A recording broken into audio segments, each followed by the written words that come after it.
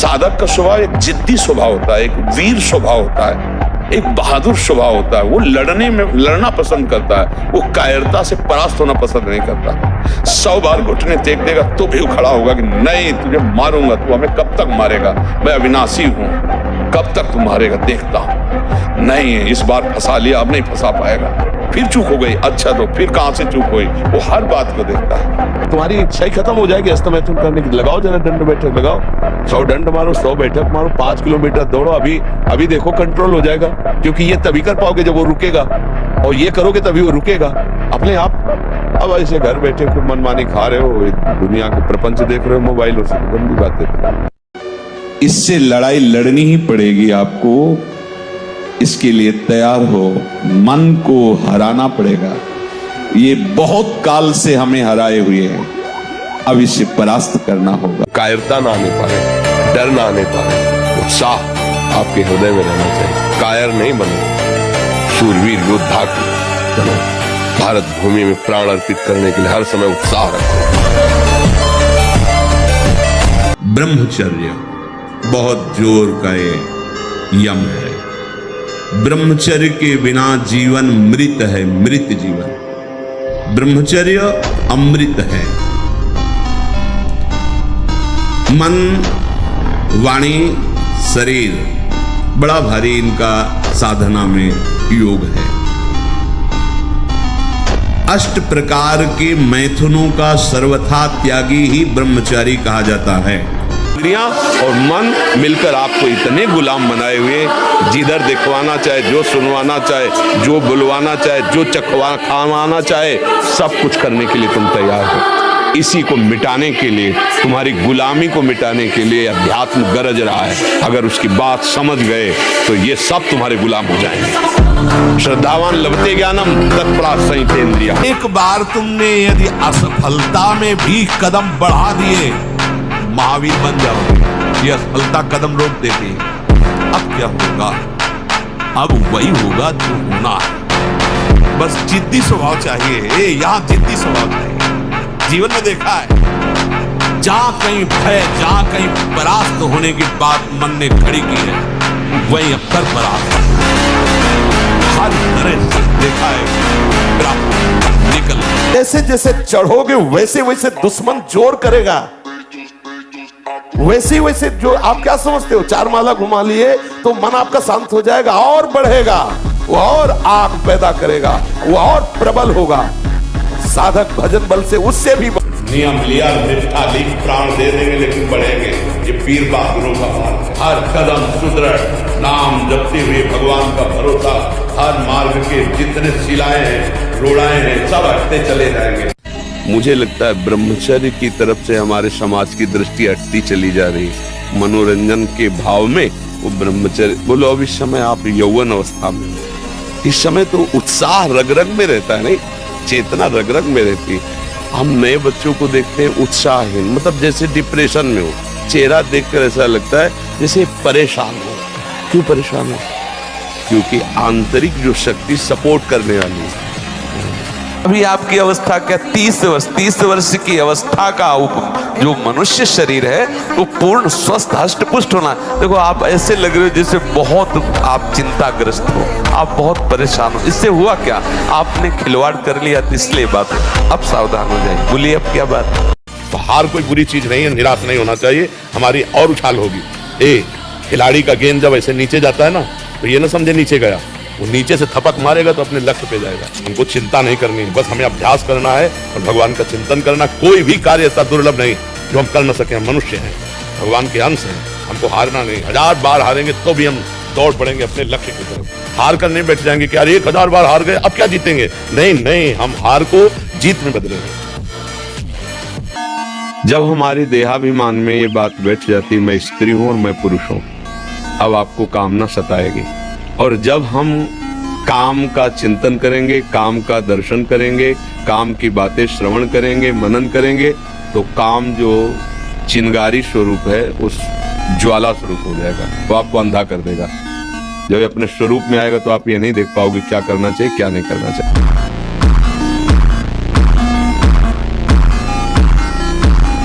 शरीर में चाहे जितना कष्ट हो, अगर मन प्रसन्न है भगवान में तो कोई कष्ट नहीं है, और चाहे जितनी सुविधा हो, मन अप्रसन्न है तो कोई सुख नहीं है। आप देख लीजिए। तो इसलिए मन को प्रसन्न करने के लिए पहले एक बार इसको लड़ाना पड़ेगा नाम से।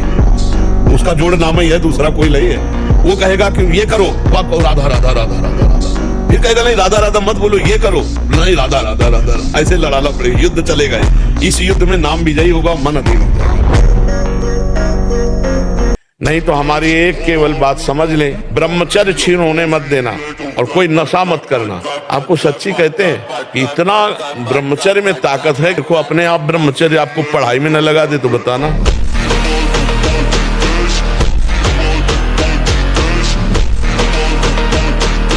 ब्रह्मचर्य ऐसे थोड़ी रह जाता है कि ऐसे खाओ पियो ब्रह्मचारी रह जाओ। जितना आवश्यक है भोजन, उतने आवश्यक है व्यायाम। 4 बजे उठ करके शौच स्नान करके यदि 20 मिनट व्यायाम करोगे रोज, तो आप देखोगे वरदान की तरह काम करेगा। 1 साल में आप बदल जाओगे। 1 साल चेहरा बदल जाएगा, जीवन बदल जाएगा। नाम जप करो, आध्यात्मिक शक्ति बढ़ाओ, व्यायाम करो, शुद्ध भोजन करो, शारीरिक शक्ति बढ़ाओ, अभी आप बलवान बन जाओगे।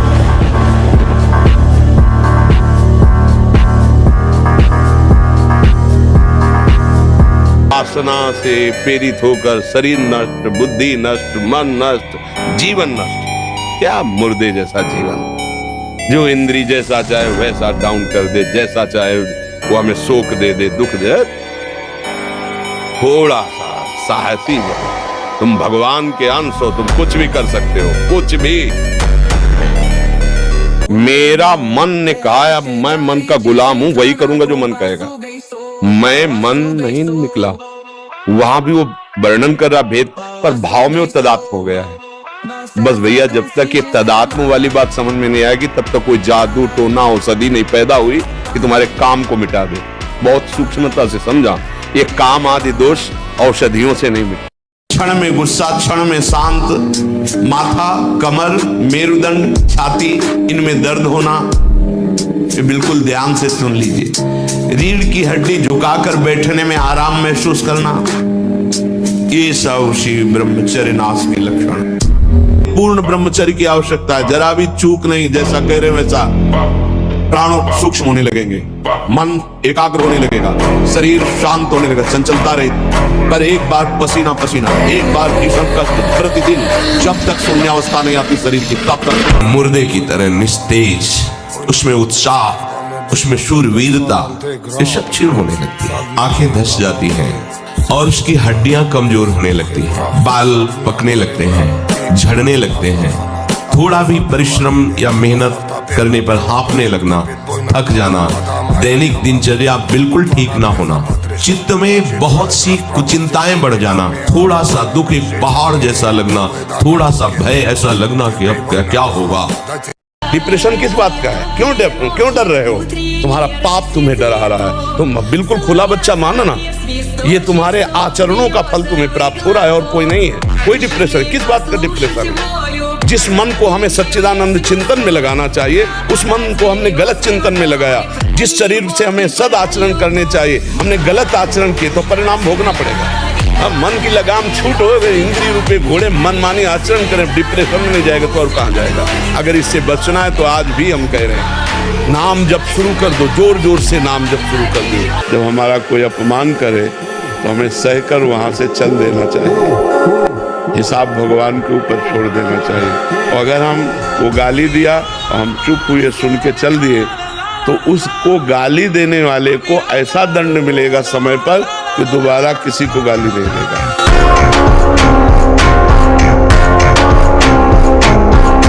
समझने वाले क्या समझते हैं, हमको क्या फर्क पड़ता है, हम आज के लिए नहीं समझ रहे, हम अपने सत्य की मस्ती में हैं। तुम हमको क्या समझते हो, इससे हमें कोई फर्क नहीं पड़ता। हम क्या समझ करते इससे फर्क पड़ता है। अगर हम धर्मयुक्त है, शास्त्र सम्मत है, तो सबका बदलाव होगा, सबका परिवर्तन होगा, तुम्हारी सोच का भी परिवर्तन होगा। अगर भगवान का भक्त है तो चिंतन करना चाहिए, चिंता नहीं, अपने आप वो व्यवस्था कर देंगे, सारी व्यवस्था वो अपने आप कर देंगे। बिल्कुल विश्वास करो, ये हमने ऐसे चट्टपट देखा है। यदि ऐसे हो तो हर जगह भगवान तुम्हारे साथ। हमने भगवान का चमत्कार देखा है, हर कदम कदम पर उनका दुलार देखा है। अपने को समर्पित कर दो, फिर देख वो काट नहीं पाएगी। आप विश्वास कर लो, हमने जीवन में हजारों बार देखा है। बस भगवान का भरोसा। हम ये तुम्हें सिखा रहे हैं कि अगर भगवान से जुड़ोगे तो तुम जीत जाओगे, और भगवान से नहीं जुड़ोगे तो मृत्यु लोक है, कोई सहारा देने वाला नहीं। तो इसलिए उठो, जागो, तुम सच्चिदानंद स्वरूप हो, तुम भगवान के अंश हो, तुम भगवत भक्ति के द्वारा इस माया पर विजय प्राप्त करो, ना कि माया के द्वारा रौंद दिए जाओ। ब्रह्मचर्य धारण करने वाले कोई बादाम, हलवा, घी की जरूरत ही नहीं भाई, बिल्कुल सच्ची बानी है। जैसे तप्त भूमि में पैर कैसे पड़ता है, ऐसी बिजली रहती ब्रह्मचारी के शरीर। बिजली 60 किलोमीटर बिना विश्राम किए चलते देखा है।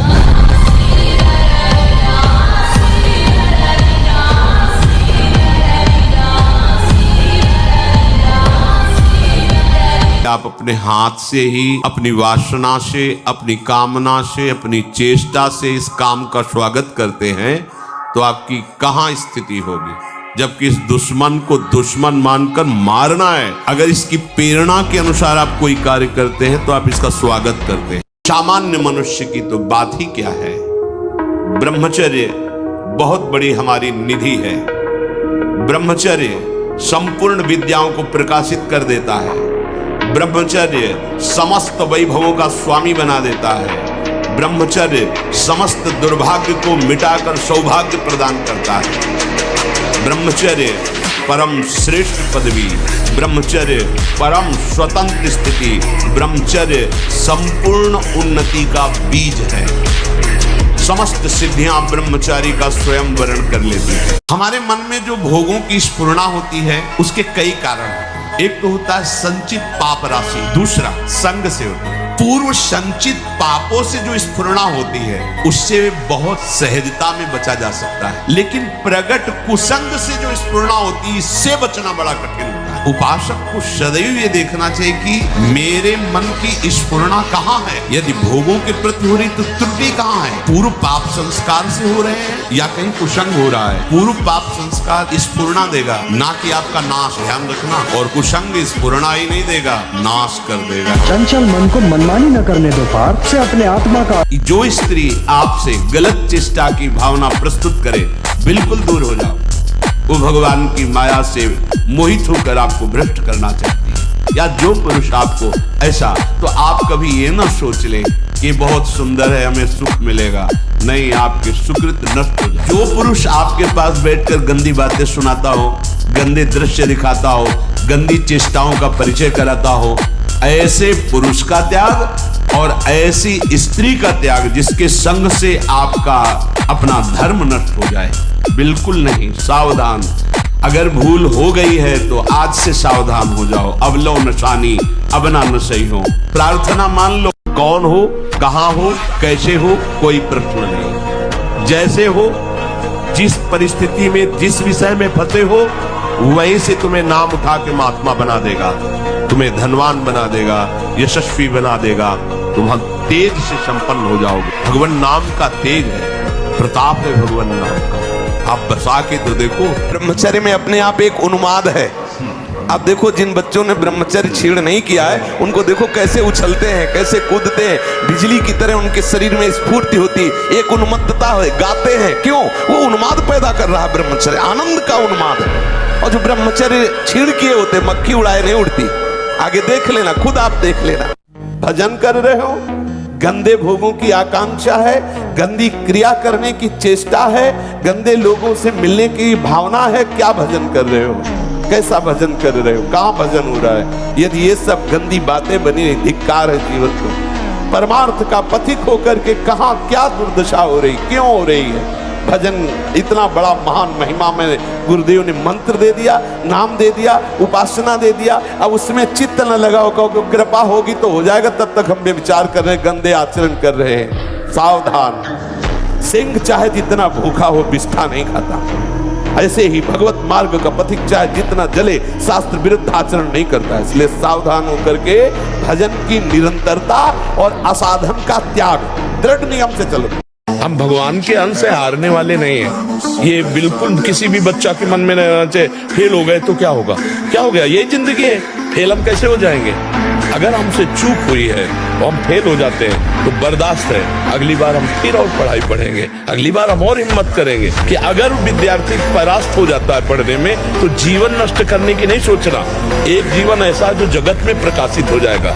भगवान के आश्रित हो, कोई व्यापार कर ले, हम एक नौकरी कर लेंगे, अपने जीवन को थोड़ी नष्ट करेंगे। हम छोटे से छोटा कार्य कर सकते हैं और भगवान हमारे साथ है तो बड़ाई उनके हाथ में, वो बड़ा कर को मृत्यु स्वयं स्वीकार कर रहे हो। ये मृत्यु है, इस भोग वृत्ति को साक्षात मृत्यु रूप देखो। ये मृत्यु है तुम्हारी। कितने दिन शरीर रहेगा, कितने दिन भोग रहेंगे? विचारवान बनो। ब्रह्मचर्यम चरंती, ब्रह्मचर्य का पालन करो। थोड़ा 10-20 वर्ष ब्रह्मचर्य रहो, फिर आप देखो कैसा आनंद आता है। कोई भी सर्दी, गर्मी, बरसात, मान, अपमान, दुख, सुख छू नहीं पाता। हर कष्ट को सहने की सामर्थ्य ब्रह्मचारी के अंदर होती है। इसलिए नाम जप करो और जो जो कहा है इसको फिर भरवा लेना किसी चिप आदि में, दोबारा सुन लेना क्योंकि ये यूट्यूब में डाल देंगे, इसको बार बार सुनना। हाँ, ब्रह्मचर्य के लिए ये बहुत आवश्यक है कि हम कोई किसी भी तरह इंद्री का दुलार न करें, किसी भी तरह हम ऐसा आहार न करें, किसी भी तरह हम ऐसा व्यवहार न करें, तो हमारा ब्रह्मचर्य पुष्ट हो जाएगा। चाहे जितना कुसंग मिल जाए कोई फर्क नहीं पड़ता। हमारा निर्णय कमजोर है तो हम कहीं भी गिर सकते हैं। अगर हमारा निर्णय कमजोर नहीं है, पक्का है, तो कोई भी हमें नहीं गिरा सकता। जो रही उत्तम प्रकट का कर सकत कुसंग, चंदन विष व्यापक लगते रहे भुजंग।